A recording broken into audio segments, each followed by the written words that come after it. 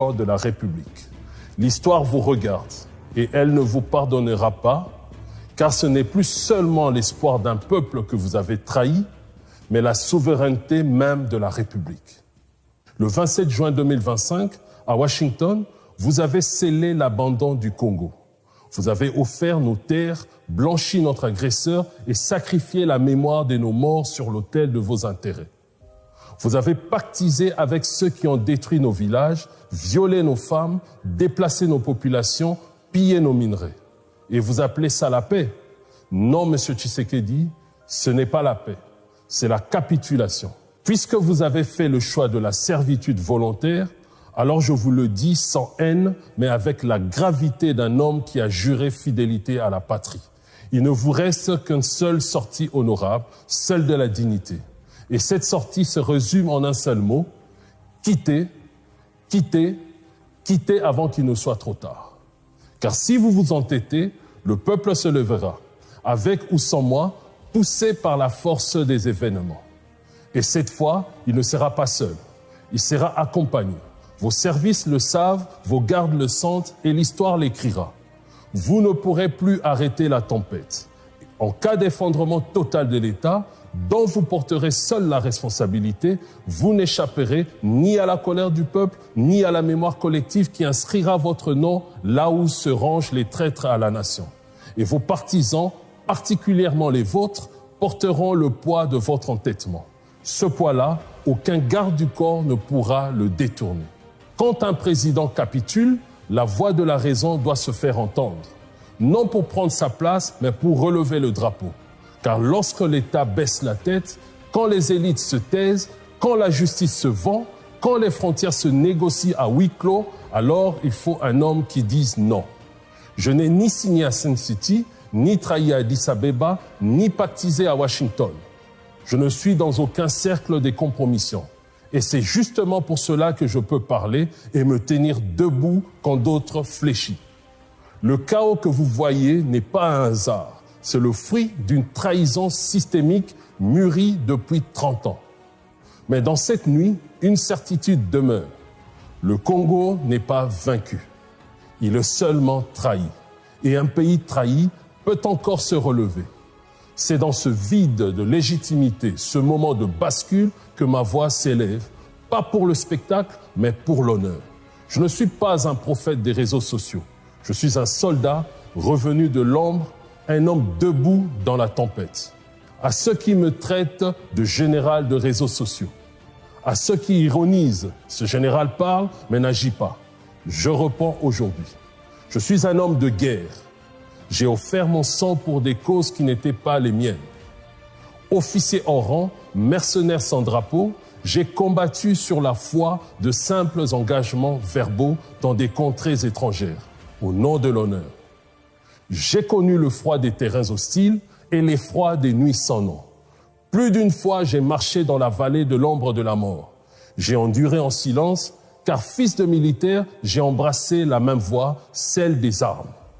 On m'a projeté loin de mon continent, dans des théâtres d'opération où nul ne parlait ma langue, et pourtant j'y ai combattu. Non par contrainte, mais par loyauté envers la nation qui m'avait tendu la main et formé. J'ai marché aux côtés des frères africains, j'ai épousé leur combat, là où le monde détourne le regard, là où la poussière recouvre les morts sans sépulture. J'ai versé mon sang avec eux, convaincu que seule l'unité africaine libérera nos peuples. Aujourd'hui, c'est avec respect et considération qu'à leur tour, ils ont décidé de marcher avec moi. J'ai connu la prison, les privations, les tortures, le silence glacial des nuits d'exil, les menaces de mort. J'ai enduré en silence, j'ai patienté dans la solitude, car je connaissais la promesse qui pesait sur ma vie. J'ai persévéré malgré la souffrance extrême, loin de tous mes repères, sans jamais trahir ni mes compagnons, ni ma mission. Et maintenant, pourquoi fuirais-je le défi du Congo? Ce Congo que je porte dans ma chair et dans mon sang, pourquoi me soustraire en l'enjeu de cette terre qui a vu naître mes ancêtres? Le Congo, cette terre qui porte nos morts et attend ses vivants. De quoi aurais-je peur, alors que l'histoire elle-même réclame à pleine voix le retour des fils dispersés pour faire renaître notre patrie trahie par son élite actuelle? Entre mourir jeune pour une cause et vivre vieux sans raison, mon choix est déjà fait. J'étais prêt à agir et je le suis toujours. Mais les anciens sont venus. Des hommes de sagesse m'ont dit « N'ouvre pas un front militaire qui fera souffrir les innocents. » J'ai écouté, mais je ne me suis pas retiré. J'ai attendu, j'ai observé, j'ai analysé et maintenant j'ai décidé car l'heure d'agir est venue. Non à l'ère des excités de réseaux sociaux, mais à celle que dicte l'histoire. Peuple congolais, aujourd'hui la trahison a un visage. Pendant que vous portiez vos douleurs en silence, ils ont organisé la capitulation de notre armée. Ils l'ont paraphé non dans une salle de guerre, mais dans les salons dorés de Washington. Puis est venue la soumission de notre peuple. Pendant qu'on vous distrait avec des pourparlers, ils signent des pactes de trahison. Pendant que nos soldats tombent à l'Est, pendant que nos terres sont violées, ils pactisent avec ceux-là même qui ont financé notre chaos depuis 30 ans. L'accord avec le Rwanda, il est signé, mais ce n'est pas un accord de paix, c'est une reddition diplomatique. Le Congo a été troqué contre les garanties de pouvoir, des immunités futures et des postes bien gardés pour les familles politiques. Le camp de Fayulu, celui de Tshisekedi, même celui de Kabila, les rôles sont distribués. Mais le peuple n'a jamais voté ce théâtre. Ils ne s'aiment pas, mais ils s'entendent quand il s'agit de préserver leurs intérêts personnels. Et je parle ici de cette classe politique à qui l'histoire avait confié une mission sacrée. Servir au rayonnement de notre nation, préserver l'unité nationale, prolonger l'œuvre de père de l'indépendance. Mais cette œuvre est aujourd'hui piétinée, notre nation est bridée, notre État bafoué, notre armée humiliée, le prestige du citoyen zaïrois d'autrefois a disparu aux yeux du monde. Notre territoire est amputé par l'incompétence de celui-là même dont le devoir, la raison d'être était de veiller à son intégrité. Notre place au concert des nations abaissée et notre dignité nationale livrée en pâture à l'étranger, sacrifiée sur l'autel des petits calculs politiques. Ils ne sont pas simplement des adversaires, ils sont le rouage d'un même système qui ne reconnaît ni justice ni nation, mais seulement l'intérêt. Qu'ils en soient conscients ou non, cela ne change rien, car c'est ce système dans son entièreté qui doit être balayé avec tous ceux qui le servent, le couvrent ou en profitent. Ils ne sont pas les héritiers de l'indépendance, ils sont les notaires d'un effondrement. Alors moi je dis, l'heure de la Renaissance a sonné. Très bientôt, vous devrez choisir entre la peur ou le courage, entre la résignation ou la renaissance. Je ne viens pas vous faire rêver, je viens vous réveiller. Je vous tends la main, non pas pour être adoré, mais pour marcher avec vous. J'ai longuement réfléchi, puis j'ai travaillé à un plan de redressement pour notre pays. Et au-delà, pour toute l'Afrique. Ce plan, je l'ai rassemblé dans un livre. Il s'appelle « Congo, la gâchette de l'Afrique, le master plan ». Ce plan ne promet pas des discours plaintifs, mais la souveraineté. Il ne vous vend pas des slogans, mais une réforme de la sécurité, le retour de notre dignité et un avenir pour nos enfants.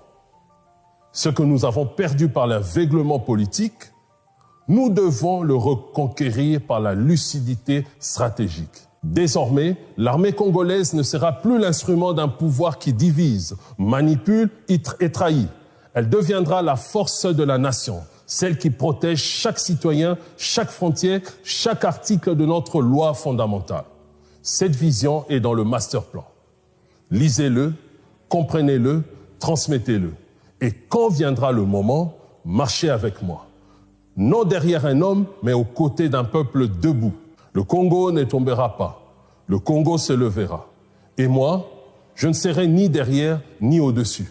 Je serai avec vous au milieu. Et s'il le faut, en premier. Je ne viens pas jouer une partition, je viens ouvrir un nouveau chapitre, un chapitre que nos enfants liront demain et que l'histoire retiendra. L'histoire ne jugera pas nos intentions, mais nos actes. À vous qui hésitez encore, et tout particulièrement à vous, frères d'armes de la garde républicaine. Il ne reste qu'un seul choix. Ne vous bercez pas d'illusions, la fin de ce régime est inéluctable. Le pouvoir pour lequel vous vous battez a déjà cédé. À Washington, à Kigali, et demain, il vous trahira. Vous avez prêté serment de mourir pour la nation. Tokowapo na Ekolo avez-vous déclaré. Pas pour un régime, pas pour un homme, pas pour une famille politique. Et surtout, pas pour un pouvoir sans honneur. Les régimes passent, les hommes tombent, mais l'honneur militaire, lui, ne tombe jamais. Il survit à toutes les trahisons, il transcende tous les pouvoirs, car un vrai soldat ne sert pas un homme, il sert une nation. Et dans notre tradition, il est un devise qu'aucune époque n'a pu effacer. Commando un jour, commando toujours. À tous les officiers et soldats de la République, quel que soit votre rang ou votre condition, souvenez-vous de notre héros national, le général Donatien Mayele, surnommé Tigre. À l'heure où tout le système de la Deuxième République s'effondrait, il a su reconnaître le moment charnière. Au milieu des flatteurs et des courtisans, il a eu le courage de dire au maréchal Mobutu « Je ne suis plus en mesure d'assurer votre sécurité, vous devez partir ». Ce geste lui a coûté la vie, mais il a sauvé Kinshasa d'un bain de sang inutile et élevé le général Mayele au rang des justes de notre histoire. Force est de constater que l'histoire a une étrange manière de se répéter. Toujours au moment où ceux qui gouvernent, aveuglés par leur propre pouvoir, refusent d'écouter la voix de la raison et celle de la sagesse. Aujourd'hui, c'est vous, frères d'armes, qui êtes face à ce moment. Alors je vous le dis avec toute la gravité et la loyauté du moment. Non pas comme un ennemi, mais comme un frère d'armes. Marchez ou écartez-vous du chemin, car la marche a déjà commencé. Je ne suis pas venu changer un régime, je réponds à un appel. L'appel profond d'une aspiration légitime, celle d'un peuple qui réclame sa renaissance. L'appel silencieux des tombes et le cri muet des enfants sans avenir. Je viens rappeler à l'homme congolais cette vérité sacrée. Il est né libre au cœur de l'Afrique, sur la terre ancestrale du Congo. Et cette liberté reçue de Dieu et scellée par le sang des anciens lui confère le droit inaliénable de rompre tout lien politique qui le maintient dans l'asservissement. Lorsqu'un régime trahit le pacte sacré entre gouvernants et gouvernés, lorsqu'il abandonne la souveraineté au profit d'alliances iniques, lorsqu'il méprise la justice, humilie l'armée et affame le peuple, alors le devoir sacré du citoyen et du soldat est de se lever et de se choisir une nouvelle élite à la hauteur de sa dignité et de ses besoins fondamentaux. Car un peuple libre ne subit pas, il décide. Et si Dieu m'a élevé pour cette heure, alors je n'ai pas d'autre réponse à lui donner que celle-ci, me voici.